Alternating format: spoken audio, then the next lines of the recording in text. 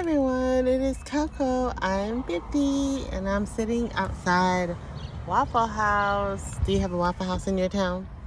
Um, yes, and I just felt like I should share a message and give you guys an update, check in on you, see how you feeling, how you doing, how's your life going, how you're healing, and what are your plans to care for yourself this weekend? Like, what are you going to do to pour into you? What? I'll wait. Um, for me, I don't know. Like, I found out my massage therapist is literally, he moved and he ain't coming back. Like, what is that? What is that? Had a long night last night, slept like 5 hours, and up packing this morning. We close on our new home on Tuesday, which is the 22nd of April.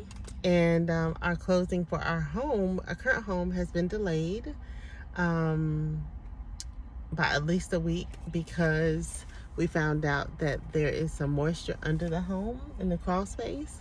We also found out that there is some foundation issues, and the house is only 6 years old. So the message I feel like I'm supposed to share is the fact that, we heard, don't judge a book by its cover, right? Somebody told you that, I'm sure. Well, everything shine ain't gold. You heard that? Or was that just my mama? Okay. But also, when we look at things, we assume, because I just knew, because the house we're moving to, like I told you, is an older home.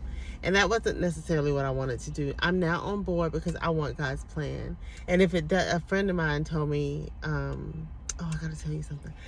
If it doesn't have eternal value, then what does it matter? Like, if it ain't for Jesus, because Easter isn't, but also Easter's tomorrow, so there's that. I got a blessing to tell you about for that. I don't know how I didn't tell you this. But if it ain't for Jesus or something for the kingdom, that's the only thing that's going to last. What does it even matter? What does it matter where I live? What does it matter where I work? What does it matter? My marriage is for Jesus. It's for people to see Jesus. It's for me to show Jesus to my husband and him to show Jesus to me, and us to be an example and to serve people. Like, all of it's for Jesus. So if we're not doing it for Jesus, then what? Like, literally what? What's the point? So I now have that revelation. And did I tell you that God is my best friend? I learned he was my best friend. Like, he's the one I want all the time. Like, I don't want me all the time. I'm out. I want to be here, and I love my life, and I'm grateful. I love my husband, but I don't want to be around anybody but Jesus all the time.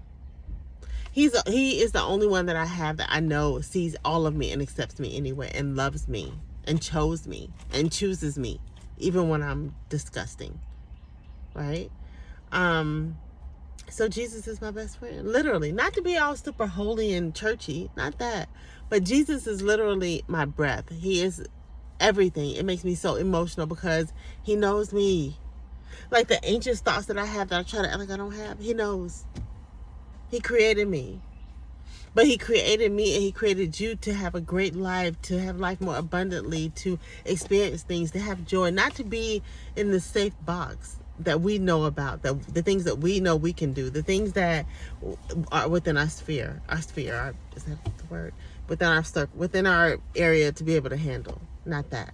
It's for him to do things abundantly, more than we can hope or even imagine. It's to taste different foods. It's to experience different feelings. It's to serve and to help and to have community. Like, there's so much more. And I think for so long I've had such a small lack mindset where I wanted to keep everything, hold everything, save. And I was talking to a friend of mine, a neighbor who I love.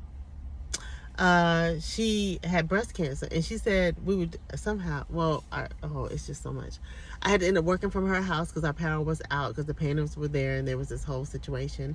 And in that situation, God allowed me to see the good things about it. He allowed me to see that she made me lunch. It was great. I had new scenery to work in. I'm grateful to have a neighbor whose house I can work at. I'm grateful to be working from home. I'm grateful to be able to have the money to get the house painted. Like, so many things to be grateful for, instead of being upset you got to go to a new place and got to take some vacation time while you figure it out and all these other things.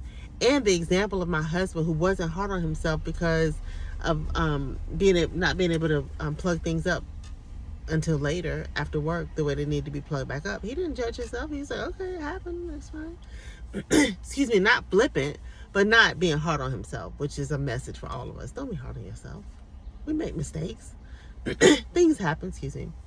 So, but back to the story. So she had breast cancer. I keep doing this because, and she said that having that and all the people that passed away, like her best friend who wasn't at stake passed away, other people who had passed away, she was like, what are you saving for? Like, yes, prepare for a rainy day. Yes, prepare for retirement, but why save? And my best friend, her father-in-law passed away, and he had been saving for retirement, and then he passed away before he could enjoy it. So I'm just learning to not have a lack mindset, to not try to hoard and keep everything and save everything and not do this and try to be safe. God has us. God has me. God has you. God has my husband. He's not surprised by anything. May his will be done. May I be obedient. May I have joy. May I have boundaries. Tell people your boundaries with a smile. No, I'm not gonna be able to do that. No, I don't lend money over a certain amount. No. But thank you. I hope you have a good day. I hope everything works out. But that's not within my sphere. I don't know why I keep saying sphere. What's that? I don't know if I've ever even said that word. Press on nails. Impress. Press on nails. If you don't know about them, ladies, get them. They was like $4. Well, maybe $8, but aren't they pretty? They've been on over like a week. Okay, so yes, she was just saying that having breast cancer taught her don't say, don't try to keep all this because tomorrow's not promised, literally. So that was a good message. And then we're closing. Yes, the foundation. So everything that looks good, like the house that I live in looks beautiful. It was new. We expected the inspection to be no problem. Like, we expected the inspection to be no problem. The place we're buying is an older place. We expected a lot of problems with that house. And there were some things, but our house is in worse condition. But we would have never known it had my husband not had the vision, not heard from God that we need to move, so that we had to have the crawl space checked. And there's all the standing water. And we got to have all this stuff done. And then the foundation had to be checked. And it's got issues. Between $13,000 and $18,000 worth of issues. It's still under warranty. Hopefully the builders will cover it, prayerfully. But let's say we stayed 10 years. The warranty only lasts 10 years. Then what? We could have had mold because the water would have just been under there. We could have had the house not under warranty.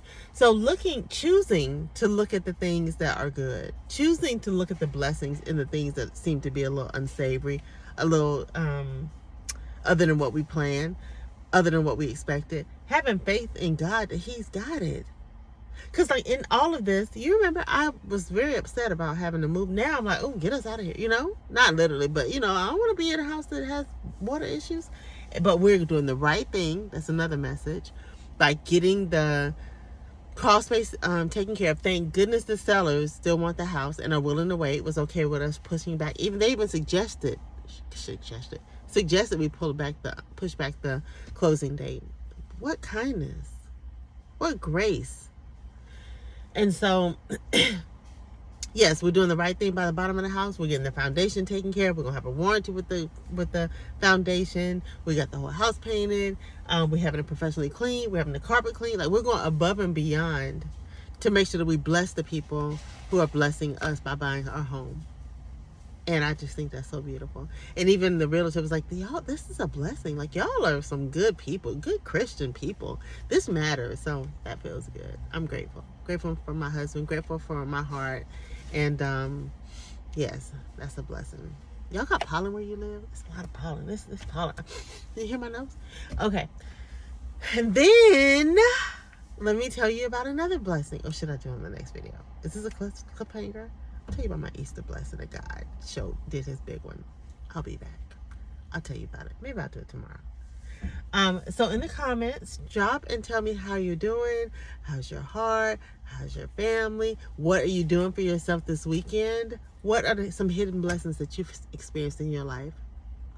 What are some hidden blessings that you, excuse me, that you would like to share? How's God showing up for you in a way that you didn't really expect and or want?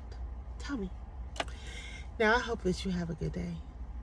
I hope and pray that you pour into the cup. You feel the cup that you pour from. so that you can pour into others from your overflow and not what you need to sustain yourself. Are you being kind to you? Have a good day. Talk to you soon. Bye. Oh, follow me on TikTok if you want to. Coco Chanel Helps. My real name is Chanel.